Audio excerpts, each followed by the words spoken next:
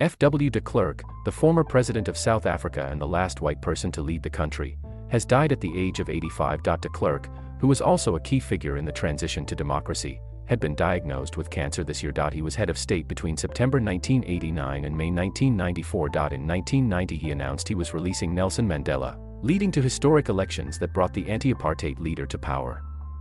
De Klerk shared the Nobel Peace Prize with Mandela for helping to negotiate an end to apartheid.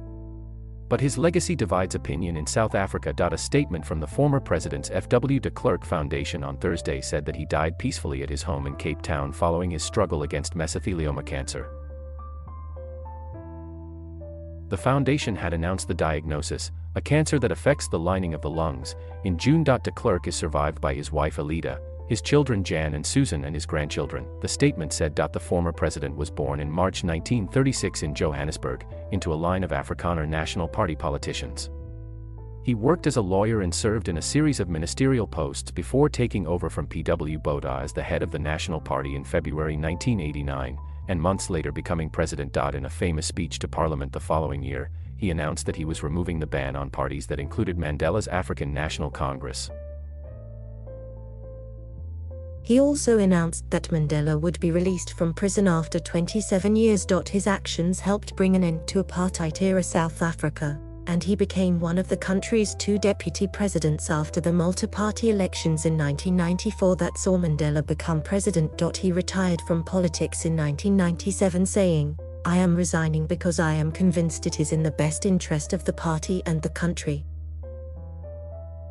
Although the relationship between de Klerk and Mandela was often punctuated by bitter disagreements, the new president described the man he succeeded as someone of great integrity. In a statement on Thursday, the Nelson Mandela Foundation said de Klerk would forever be linked to Nelson Mandela in the annals of South African history.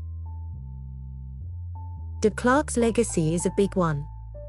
It is also an uneven one, something South Africans are called to reckon with in this moment, the statement added. Many have blamed de Klerk for failing to curb violence against black South Africans and anti-apartheid activists during his time in power. Last year, he became embroiled in a row in which he was accused of playing down the seriousness of apartheid. He later apologized for quibbling over the matter. Human rights lawyer Howard Varney described him as an apologist for apartheid. But South Africa's main opposition party, the Democratic Alliance, said his contribution to the country's transition to democracy could not be overstated. His decision, within a year of taking over the presidency, to unban liberation movements, release Nelson Mandela from prison, lift the ban on political marches and begin the 4-year negotiation process towards our first democratic election was a watershed moment in our country's history, party leader John Steenhuisen said in a statement. The reactions here in South Africa echo the divisions that have stalked F.W. de Klerk for decades. Some see him as a decent man, a rare politician who took the unusual step of negotiating a path, for himself and for his party, out of power, and in doing so, helped to steer the country away from the racial civil war that many feared would engulf South Africa in the late 1980s and early 1990s.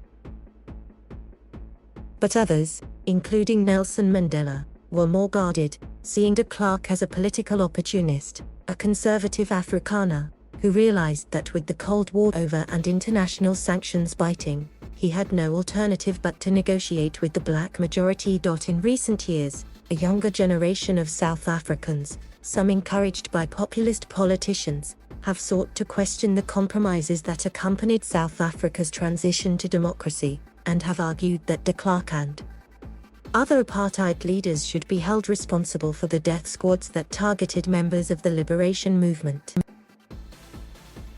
De Klerk did apologize for elements of apartheid, but right up until his death he still struggled to acknowledge that the apartheid regime's actions, in treating millions of black South Africans as second-class citizens, limiting their education, and banishing them to black homelands, constituted a crime against humanity.